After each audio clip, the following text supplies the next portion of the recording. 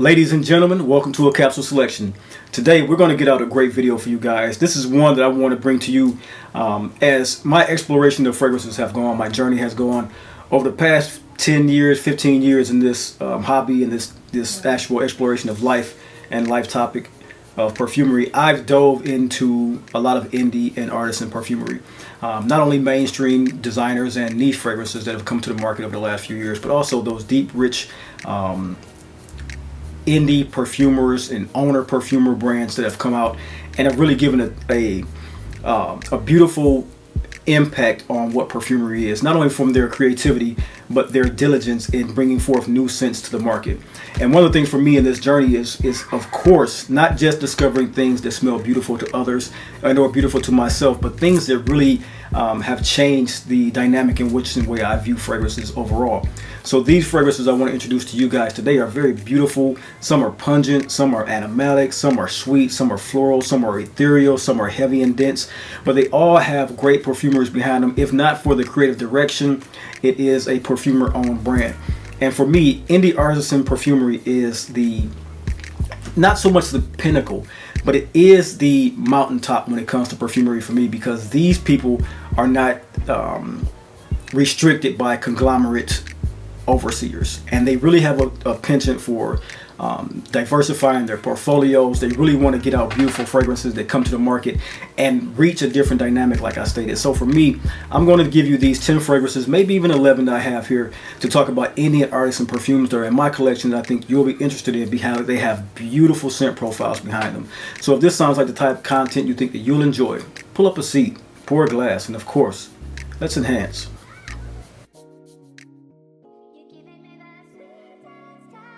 Ladies and gentlemen, welcome to The Dry Down, the lifestyle channel where we as enthusiasts aspire to enhance and elevate our olfactive sensory experiences through the understanding of the different aromas, facets, and nuance of scent, cigars, and wines.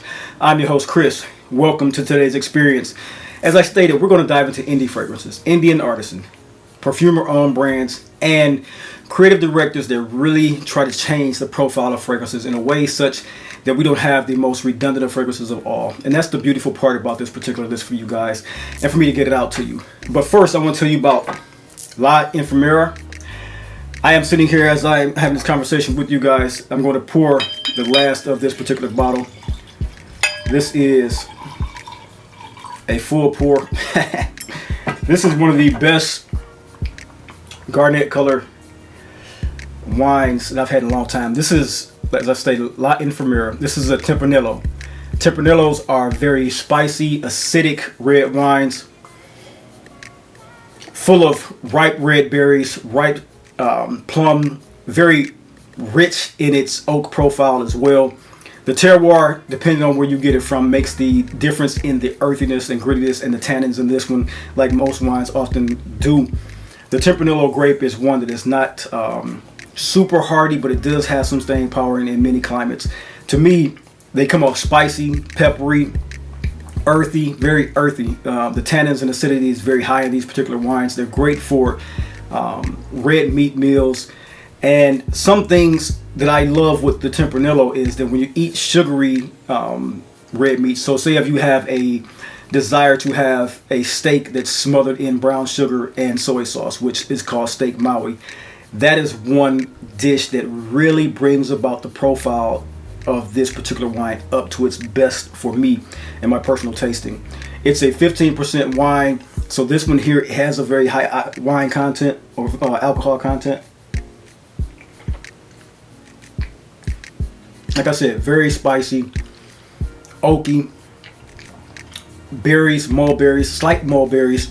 Very much so in the vein of a mixture of Zinfandel and a Cab together, to me.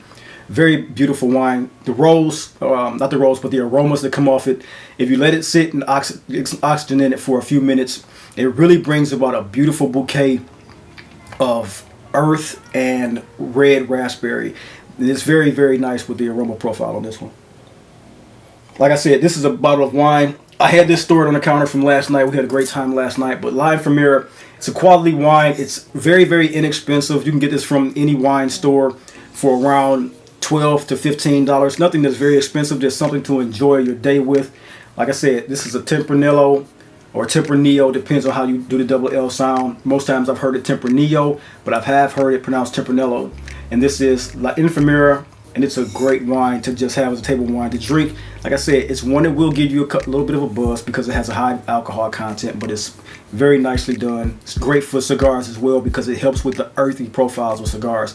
So enjoying it that way as well is one great way to take in La Infirmera. Good wine. Toro region. Yeah, I did forget to say that. That is the Toro region. That's the back label. Ladies and gentlemen, I just gave you the pour. I haven't done a pour in a while. The pour is just me giving you my essence and thoughts on different cask strength bourbons, whiskeys, and my love of wine. So if you guys are new to my channel and you're picking up on this, this channel was built on the actual portfolio of scent, cigars, and wines and bringing those things. That's what my call and moniker is, and that's where this comes from. So I do a few reviews of wines. I do a lot of reviews of cigars in my shorts and in my Instagram, and this particular platform is a lot to do with the perfumery and the other content as well. Today we're talking about Artisan Perfume, and I'm going to introduce you guys to Elzire. This is Ombre Nomad by Elzire. Elzire is a beautiful indie brand that I have sampled thoroughly throughout their catalog of fragrances, and it's one that has some beautiful scents. And the one that got me to pick up one of their brand flagship scents is the Ombre Nomad. Ombre Nomad is a beautiful, beautiful amber fragrance, as stated. It's one that goes off the beaten path. It's a amber fragrance that smells of the amber narguilé style, but it has these uplifting tropical fruits in the opening that come from apricot.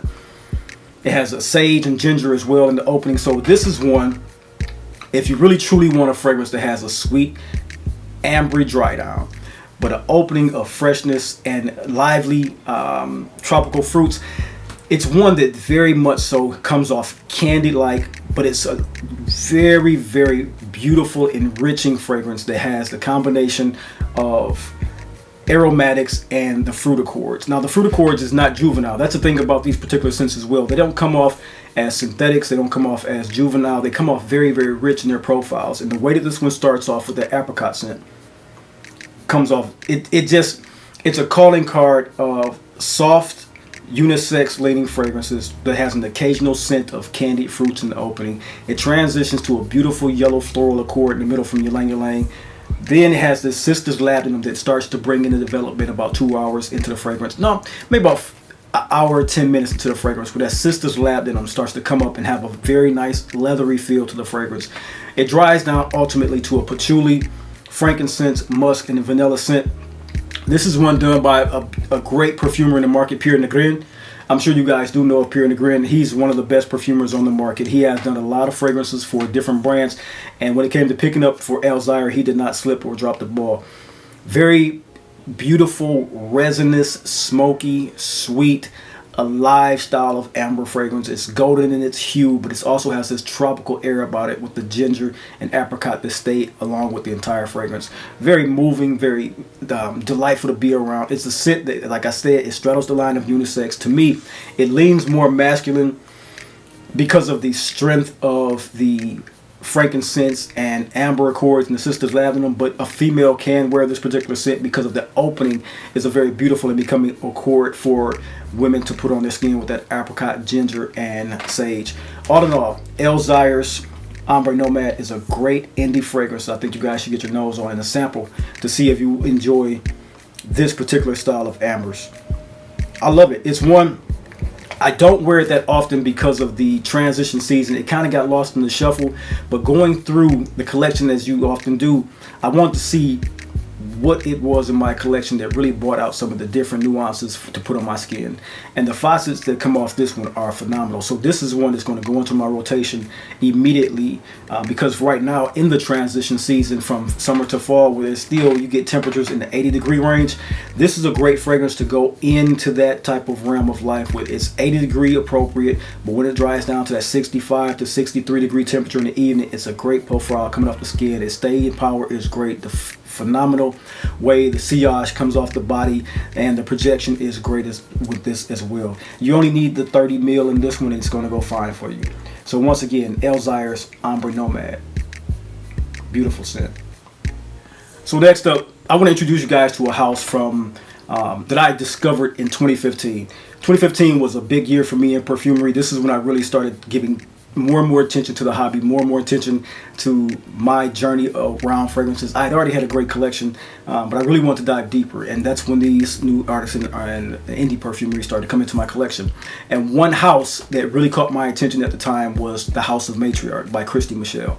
Christy Michelle was introducing fragrances from her line that really caught the attention of the community, and we started to talk about those fragrances at the time. And one of the best ones from her particular line is Coco Blanc. This is one of the best sweet, woody, gourmandish style, spicy, sweet, creamy fragrances that you can smell in indie perfumery. For me, it takes a note from some of the best. I think it's Nag Champa, which is the incense accord that you smell. Now, when I say that, it's to give you a scent profile of how beautiful, resinous, and sweet this fragrance will be. Not the cheap, you can get Nag Champa for about $2 in the store. This is not that type of incense, but it is that type of smell that you want to smell. So if you could put that at a high level of 1000%, that's what the scent of Coco Blanc does. It's built around some of the best woody accords. It has a chai tea spice in it. It has a beautiful Hawaiian vanilla accord in it, and it has a beautiful massocia. And that's a woody note that I come to find is very, very decadent, sweet. It's like this coconut caramelic smell that comes off of that massocia. It's spelled Massoia. So I'm saying it massocia or massoia. It may be either one. I haven't heard it spoken, but I trying to phonetically break it down. It sounds like massoia.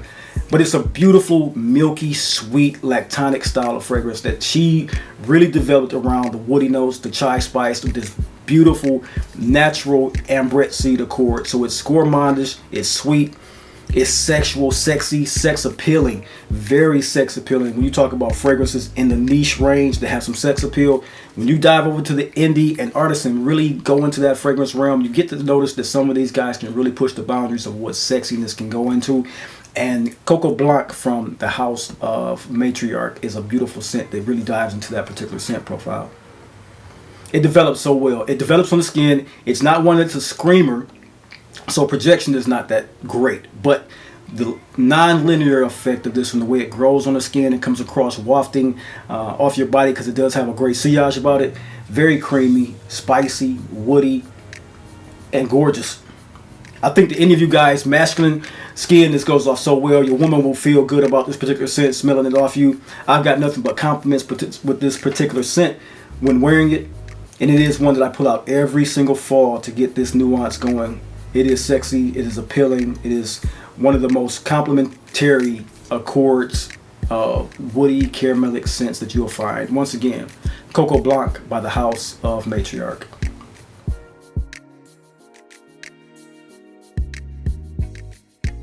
So next up, we got John Pegg. And John Pegg is a creative director and perfumer for the House of Kerosene. You guys have maybe heard about Kerosene. Some of you may have not, because we're getting into here as indie and artisan. But if you have not heard, if you're jumping on the channel and you've seen some of these fragrances, this one here is one of the most heady patchouli fragrances that has some very beautiful scent notes. And the way he built this is just, when you first smell it, with a lot of kerosenes, what I come to recognize in the scent of his structures is they come off a little bit off balance in the beginning. That's not a knock about it, because the way he built them, you can understand it and really be captivated through it in the journey. When you spray his fragrances on, they come very heavy, very impactful, very deep, rich, and he has his note structure that he loves to use to have that impact that I stated. This one here is a fruity patchouli fragrance. It's very earthy, very indolic.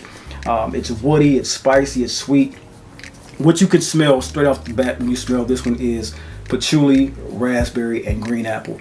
The patchouli is, like I stated, it's a very, very earthy, damp, dirty patchouli, but when it becomes its really balancing act is around the 20-30 minute mark, when everything starts to work together and the vanilla, musk, and rum start to come together. It comes off a bit waxy from the apple accord and the rum when they start to mix together. So this is indie perfumery. This is not the super distilled style of fragrances that we get from Macy's and even some niche perfumeries. This is one that really takes a lot of effort to put together a fragrance like this, with all of these accords being natural perfume oils. And it's one great scent. It's very, very ambery, woody. That patchouli is just sexy. If you are a patchouli lover, I think that you should get your nose on Kerosine's Fields of Rubus, because of the essence of patchouli in this one is nothing to play with. It is one that is pungent, it's earthy, but it's also so appealing in the way that he performed his magic in his blending. The composition, like I stated, is very fruity, with the smell of the rum cask, the apple, and the raspberry. He has some great notes, some vanilla, tobacco. You smell the tobacco essence. You smell the patchouli ultimately. You smell the musk. But like I stated, when it comes to John Peggs and his fragrances, Kerosene, he makes some phenomenal scents. And the way Field of Rubus goes off, give it about 10 minutes on the skin, at least for me. For you, it may be even greater. But for me, 10 minutes on the skin, and it's a head-turning fragrance. The way that it comes off and then starts to complement its other accords with that patchouli right through the center of it is just phenomenal.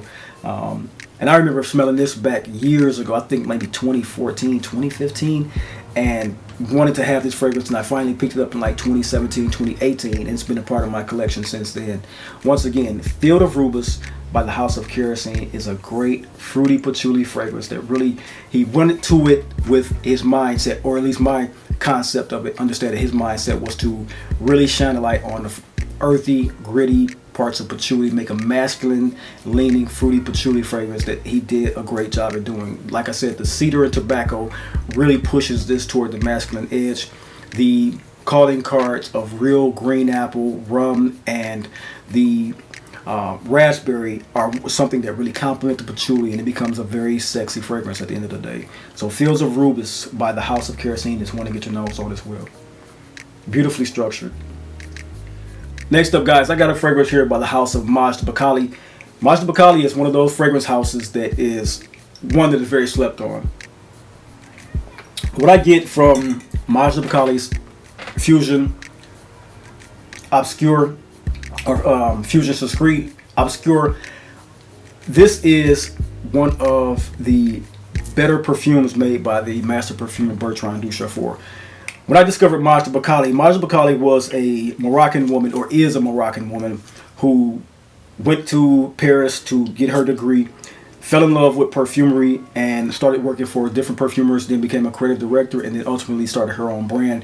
And when I found this fragrance, it was one of the most head-turning fragrances I'd ever smelled. I picked this up around 2016, and it's one that has been a staple in my collection and will always be because of the essence and what this comes about. It is peculiar, it's intriguing, it's interesting, it's sweet, it's spicy, it's aromatic, it's oriental. The notes that come off of this one that really captivate me are the use of geranium and lavender in the opening with a bit of celery, and that's the uniqueness about this one and this particular scent profile. The celery is a note that comes off so intriguing because you get what it is doing in the veiling process of some of the upper top notes of the particular scent. It comes off in the top as a peppery greenness, which I've kind of smelled in the essence of being a celery or a bell pepper, green pepper essence in different perfumers. And this one here, Bertrand Duchaufour did a great job of bringing that essence to life and really creating a beautiful fragrance around that. It's a very nicely done scent that has a plethora of notes, and it's so beautiful the way this one comes off. It's one that you will get your heads turning around you. It's a great projecting scent. It has a beautiful sillage that goes a mile long. And the thing about this one is, what I've come to find out, this accord of fragrances was one that stood alone for years. I had never smelled anything like it before, and I hadn't smelled anything like it till recently. I sampled the scent Narcotic Delight, and a Narcotic Delight from Initio has actually done a I'd almost said disservice to the scent, because this scent is what they got inspired by, I'm sure of it. And this one is so much better in the way it comes off to me in my nose, that if I was a person in the realm of looking for a fragrance that smelled like Narcotic Delight, I would definitely go for the scent of Fusion Secret Obscure by the House of Majda Bakali, because the scent profile is very similar, but this one is much more in depth, much more useful in the way that the accords come in their evolution on the skin. This one here gives a grandiose style of attraction to it, because what this one does with the coffee, the caramel, the rum, the opopanax, the resinous base with these benzoins and tolu balsam, the musk and cedar and vanilla ambergris, is much better than the scent of Narcotic Delight in my sampling and trying that fragrance. But I digress on the comparison and just give you what I know about this scent here, Fusion Secret Obscure. It is one of the best wearing fragrances, with an evolution that Bertrand Duchefort, who's the master perfumer, did a great effort in making beautiful perfumery for the House of Majda Bakali. Like I stated, this is one that is not the owner perfumer, but she is the creative director and she is her own brand. And she did a phenomenal job in giving Bertrand Duchefort a brief of what she wanted. He executed, and they sat down and made a beautiful fragrance in the House of Majda Bakali. And this is Fusion Secret Obscure. Get your nose on it. One of the best bottles as well. I'm trying to hold this here to show you. The name is written here if you can see it. One of the best bottles. And some of her bottle toppers are even more ornate. This is a wood topper. She has some that stand like a statuesque made out of brass. She's a great creative director. So once again, Majda Bakali's Fusion Secret Obscure is a great coffee, rum, aromatic lavender up top with the celery and citron. Goes to a mid of a beautiful cardamom, clove, neroli, and carnation mid. Then the caramel comes up with the woody accords and the opopanax at the base with that resonance feel, and it just goes off phenomenally well. It's a great scent that I think all of you guys should get your nose on. It may even be my scent of the day. It just wears phenomenal. Next up, ladies and gentlemen, I want to talk about one of my favorite houses, not just an Indian niche or artisan perfumery, but one of my favorite houses overall. The House of Montree, man, she is knocking it out the park. This is an owner perfume brand, Ducida. Ducida is, I swear, man, it's everything I've sampled from this house, from Oud Infinite to, of course, Montree and Isara and many others. She makes some phenomenal fragrance, and this here is one of the best oud fragrances that I've come across in a long time. This is Montree, and Montree is dedicated to Isara's father. And it just, man, when you talk about a great fragrance, just something that you won't smell in any other's catalog. She used a lot of great essential oils, a lot of great perfumery has gone into the makeup of this particular bottle. The development on this one is just a knockout. This is dried fruits, this is nutmeg, this is saffron, this is damask rose, leather, may rose, orris butter, tobacco, ylang ylang. She has oud, patchouli, tonka bean. It's sweet, it's thick, it's syrupy, it's oudy, it's floral, it's occasionally leathery. It's a beautiful scent that Omami Johnny put together for us, man. It's just, a lot of times with these houses, I know that it's hard to pick up and try to get what is coming from these houses. Some of these, including hers, have sample packs on the market which you can get each and every fragrance. But in my honest opinion, the two from her actual collection that I truly love are Isara and Montree. There's another one I have in my collection. It's Moon something. I can't remember the name of it right now. It's a great fragrance as well. Not one I pull for as often because of the floral components on that one are kind of it gives a lot of headiness to me at least. And it's not what I pull for that often, but every spring I pull for Isara. And this year, including last year when I picked it up, I've gone through many wearings of Montree. It's not one that you need many sprays of. It's a very thick, beautiful fragrance. I think it's a parfum concentration. No, it's actually eau de parfum. Eau de parfum is, for her, I've heard perfumes come off as extracts. They are always rich, they are always performative, and they always wear well, and they come off phenomenal. She's a great perfumer. I think you should get your nose on.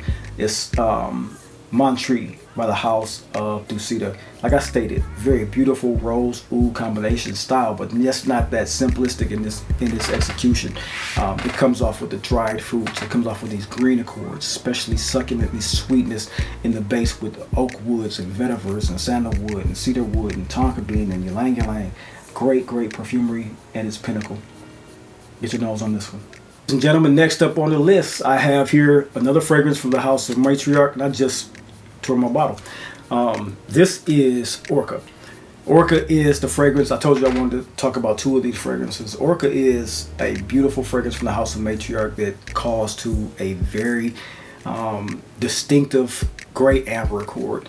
She has a certified emblem on the bottom of this one stating that she does have true gray amber picked up from the ocean and purchased. She's made this as a limited bottle. These are very expensive bottles. I believe these are going for $600 right now. This Orca is deserving of its price for its authentic smell of ambergris. It's one that I think everybody should see if they can. It's a one spray fragrance, and for me, let's get into the scent of it. It's resinous, it's animalic, very feral, very animalic in the way the scent comes off of. It has a lot of the gray amber in it. It is resinous, it is honey, it has a nice little touch of a stone fruit style of citrus accord. It has, like I said, the honey. It has a floral accord of spikenard. Everything about this fragrance was and still is super unique to my nose. It's leathery facets, it's tobacco facets, it's, like I said, feral, ethereal, almost rocky, almost cement rocky the way this one comes off. It's beguiling. It's just one that picks up an exotic facet and carries it throughout the fragrance. And it's one that you have to have a nose for. It's not for everyone, I will admit that, because when we smell gray amber, most of us have related the gray amber scent to what the scent of Ventus can do. This is nothing like the Creed of Ventus. This is nothing clean. This is very, like I stated, feral, animalic style of ambergris.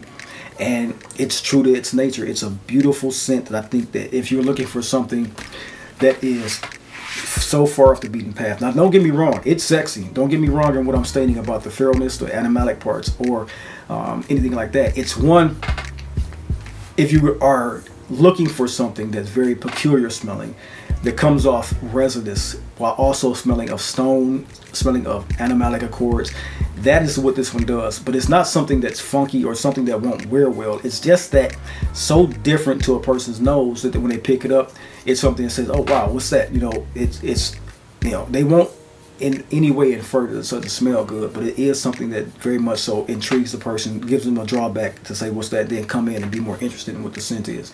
So Orca, like I stated, is resinous, spicy. It's definitely oriental, smoky, and sweet, and that's the thing about this one that makes this one of the best of the actual indie perfumes that I picked up. Once again, this is done by Christy Michelle. She picked up, like I stated, this is a certified 2015 batch of Orca that she found or purchased a true to life piece of ambergris and put it in these limited number runs. And Orca is a beautiful fragrance, and I am upset that I just tore my bottle today picking it up. Once again, Orca by the house of Matriarch. Such a great perfume, man.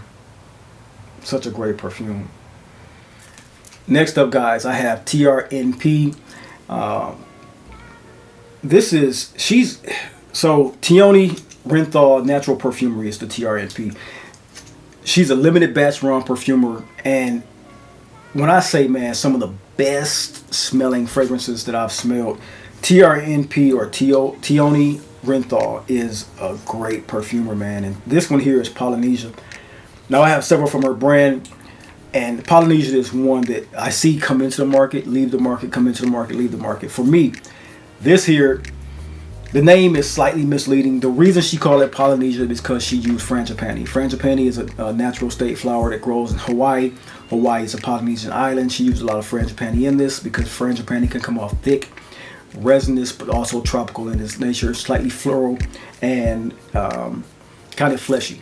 So you pick up the frangipani in this. It's not hidden or veiled. It's very much so a great calling card to this particular scent. But what I say, it's one that actually is a misleading because the way that the styrax, the animalic sweet warm styrax, the sweet warm spices, and the beautiful labdanum that she used in this, along with this very beautiful sweet white atlas cedar woody tone, is just phenomenal wearing. And this one here, as you can see, the juice is just deep, dark, rich, no coloring. Just a phenomenal scent, man. And it's just, like I said, vanilla, frangipani, spices. It's sweet, warm spices. Make it so cozy. It's almost like it's an allspice, cinnamon, vanilla pod. Nutmeg is all in this spice accord that she put together. And when she makes a fragrance, I think she does some of the most phenomenal perfumery on the market. So TRNP Polynesia is one. And you're going to see many on the market if you search up her name, that many people compliment her fragrances. They are limited batch runs. I do know that several perfume houses do carry her brand here in the States. You could also get it directly from her brand website. But when it comes down to the ones that I've chosen, this one here, Polynesia, is my favorite. It's thick, rich, spicy nuance, the sweet, warm cedar, the white cedar. It smells like this very clean cedar running over deep, rich spices and animalic accords with that sweet, sweet vanilla and Frangipani Absolute. Now, Frangipani, like I said, she named this Polynesia for a reason, and you have to be ready for a fragrance like this. It's not something, like I said, it's not for everybody. Many of these are not. These are indie artisan fragrances that come off. They reach and they score to me. And for me, just a beautiful double down of spices and balsamic accords that come off resinous with that sweet, sweet vanilla. It's almost like one of the richest fragrances I've ever smelled in my life. And it comes off phenomenal. I think you guys would be serviced by getting a sample of this particular style fragrance from her. Like I said, it comes on the market and also I'm not sure if it's really available. But for me, I am so excited that I got this one. I've had it for a couple of years and I love wearing it. Again, another one spray fragrance. You spray one on the neck, maybe two, one on the neck, then one on the wrist. Not even on both wrists, just one on the neck, one on the wrist, and this fragrance goes off phenomenally. It's that much of a billowing projector, and the sillage on this one is phenomenal. Once again, Polynesia by TRNP or Tion Rienthal for perfumery.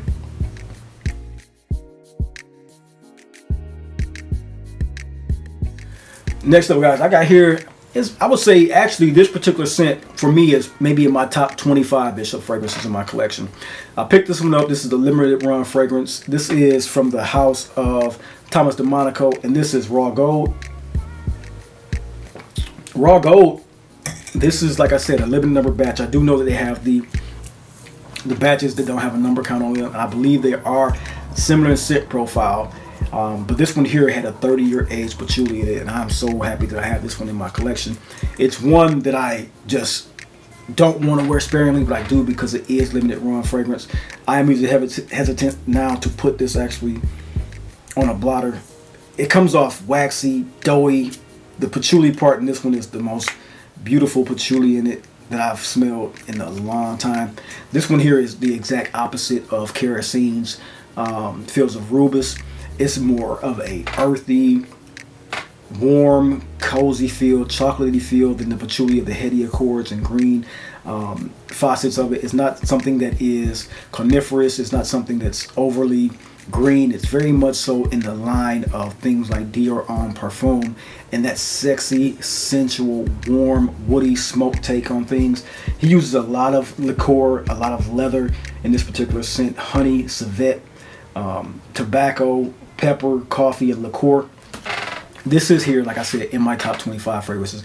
And if I actually go through the categories, it might even come in lower. But overall, as a scent, this is one of the best pickups I had in the last 3 years.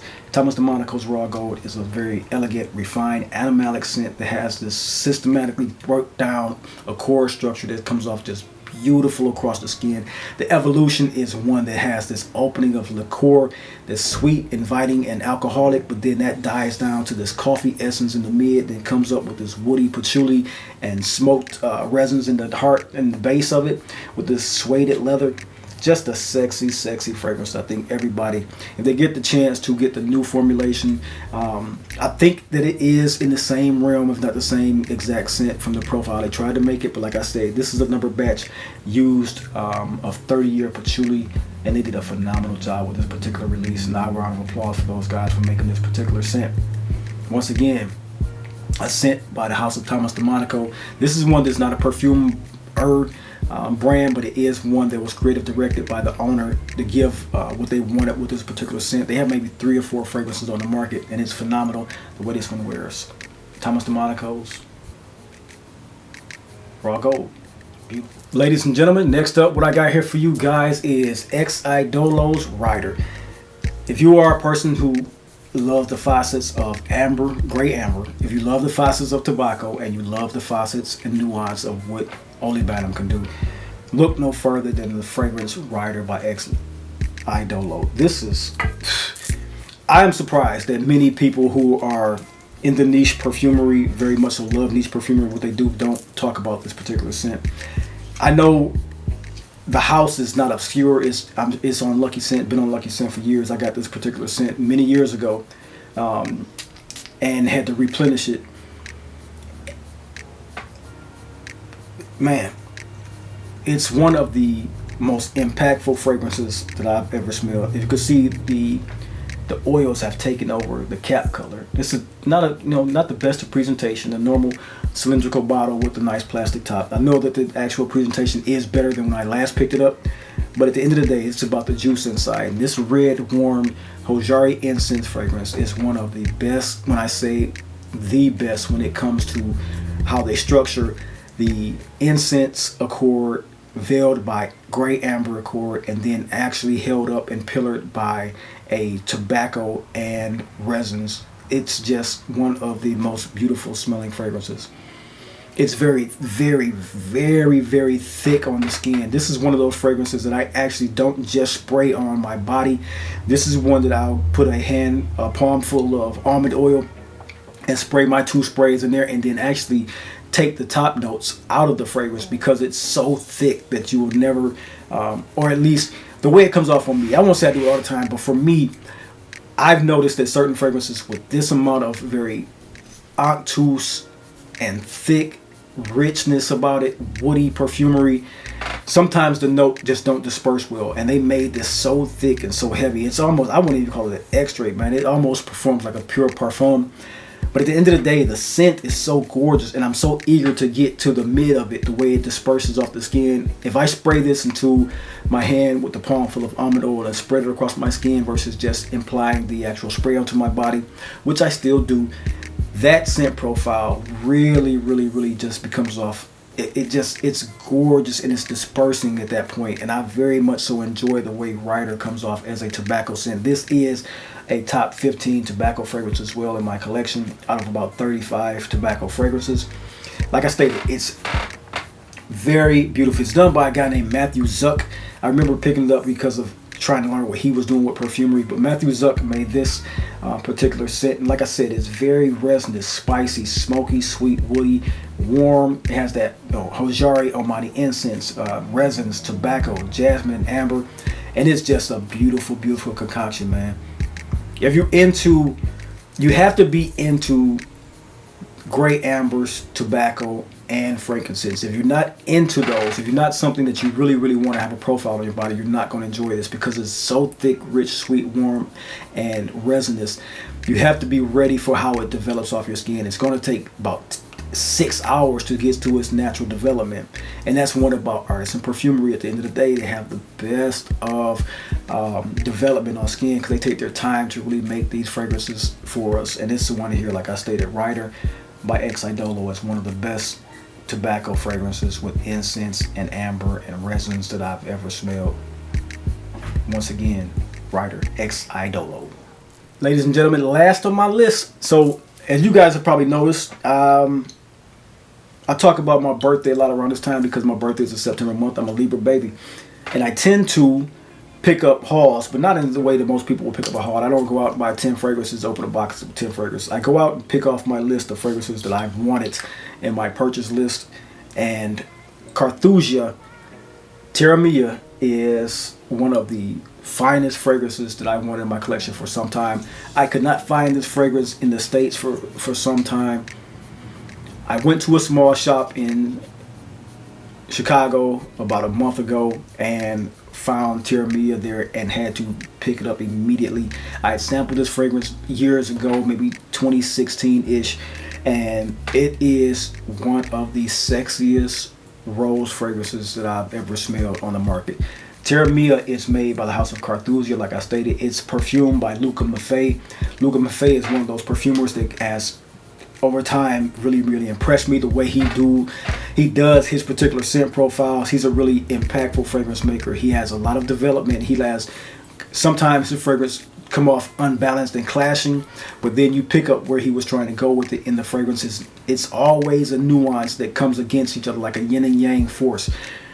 This one here, Harmonious, it really impressed me when I smelled it, impressed me when I first learned about it. This one here is Coffee Rose. So if you ever smelled the scent of Cafe Rose by Tom Ford, or there's one by Montal, the way that those fragrances come off, if you want those or have intrigue by those, but you want something masculine leaning and just sexy as hell, this is Teraria for you. This is beautiful Arabica coffee and tobacco and essences of resins, and it is phenomenal. It wears on the skin just phenomenal, man. It's just, when I talk about a coffee fragrance, it's berry-like, but it's also earthy, gritty, smoky, woody, sexy, sensual, attractive. It's going to be, I'm sure, off the time that I've purchased it, like I said, this is when I just picked up a month ago. So I've introduced you guys to my actual, what I would call a haul, by starting out with the Rose de Parfums Manhattan, then going to Venegia 21, and then now this one. There's 3 more fragrances that come in my particular haul, but Carthusia Teraria is a great coffee essence fragrance with a lot of rose that comes off very beautiful on the skin. It's it makes you take a back seat and just watch as the scent just envelops the room, and just watch all the people who enjoy fragrances around you can just gravitate towards it. It's a beautiful scent, man. And this one here, I overspray this one when it doesn't need it. It doesn't need to be oversprayed, but I so much enjoy that I wanted to reach out to people, man. It's one, it has a great sillage, it has a great projection about it, but I overspray this with about 8 sprays because I want everybody to smell it. That's how ostentatious I've been with this one. It's a great fragrance by the House of Carthusia, and this is Teraria. Like I stated, coffee, rose, but that's just not it. It's coffee, rose can come off, or think to come off, as something feminine. This is straddling the line, if not masculine leaning, rose fragrance that has that essence of coffee that brings sweet, gourmandish take on it. It's woody, resinous, and it's beautiful. Very much so a calling card for me this fall. I can't wait to wear it more often. And since I got it, I've worn it about 4 days, man. It's great scent. Teraria, Carthusia. Ladies and gentlemen, last on this list, this is My by the House of Vogue. And Vogue is a perfumer that really takes it to the razor's edge when making his perfumes. This is a house, Vogue Perfumery is one that harkens back to yesteryear. They don't use any of the common denominators that we smell at fragrances, as far as trying to capitulate to the common senses and loyalties of new perfume noses. This is one that harkens back to the Middle Ages almost. This is one of the most beautiful Chypre fragrances, and this is a vintage bottle of mine. This is the first edition. This is one that won the Beauty No Factory Award back in 2017, 16, or 15. This one here is one of, if not the best, indolic jasmine fragrance I've ever smelled in my life. He used a lot of civet. He used a lot of indolic jasmine. He used a lot of heroin or hedione molecules for that jasmine to come off ethereal, effectively animalic. But it's so sexy, man. It comes off white, floral, fleshy, animalic. Just, it has this grandma feel to it. I won't say that it's not for everybody. No, it's not. It has this grandma feel and effect to it, kind of something like Chanel No. 5 will have. That indolic, aldehydic scent profile to it, but his is much more rich, resinous in the feel to it. Very funky, very animalic, feral, indolically sweet, warm, and woody. Man, it's one that's so intriguing. When I picked it up with a blind buy because I was new to the Artisan Perfumery and new to knowing what the fragrance foundation was, and then the creative concept. They made this the fragrance of the year, and I said, you know what, let me go out on a whim and find out what this particular fragrance of the year is. And I blind bought it, and I got it. I was like, damn, I can't wear this. But over the years, getting more and more used to what my nose can fall in love with and dislike, I've kept this in my collection for a reason, because once or twice a year, yes, it's not something I wear often. I have a large collection and I could wear fragrances once or twice a year like that, but that's not at the end of the day, it's worn once or twice a year because of it's so special smelling. If you put this on with a 3-piece suit or in a tuxedo, you're going to actually smell and perceive to be smelling greater than anyone in the room, because it is just that core sheep style. It's that Diaghilev style. It's that sheep Palatin style. It's very, very much so calling to the essence of sheep fragrances. They come off very indolic and very animalic and just sexy as hell. Sexy as hell. I love it. It's one of those fragrances, man. My guy, Mr. North, if you're watching this one, this is your type of fragrance, bro. If you're watching this, that's my guy over there in Kuwait. Mr. North is a great guy on this channel, man. YouTube. If you ever guys, if you're up in YouTube and you on to Mr. North, man, subscribe and like to my guy's channel. Great perfume knows, man. He loves the perfume game just as I do. Has some great collection. And this is your type of fragrance, bro. By the House of Vogue. Get your nose on it. Ladies and gentlemen, that is my video for you guys today. As always, if you found anything entertaining or educational, all that I ever ask that you do is hit the like button, subscribe. Today I reached out to you guys and wanted to bring you some of my Indian artisan perfumes. This is not the complete list of what I have in my collection, but something very concise that will bring you a variation and deviation in scent profiles and structures and from different perfume houses that come off very well on the skin of people around you. They're going to love you, and you're going to be very intrigued by these particular scents, the way they come off. So this was me giving you a gambit of everything from natural perfumes to some things that are done by industry perfumers and their own house perfumes alike. It's one that I wanted to be very much so diligent in bringing you a list that has some diversity to it. And so I hope in that I did give you something entertaining and educational, like I stated. If I did, all I ever asked you to do is hit the like button, subscribe, and the bell icon. And also, if you are into indie perfumery, reach out to these companies, reach out to these people and help them in this industry, because this industry is being overtaken by conglomerates, which is not a bad thing, but it is nice to know that there are natural perfumers out here really doing their creativity, really doing marching to their own beat and to their own drum. And I love that about perfumery, and it's one thing that's given me much more of a stronghold in this journey. And I think that you should accept some of these perfumes into your collection and show off and showcase them to the world. So until next time, and until next video, I will see you then. Peace.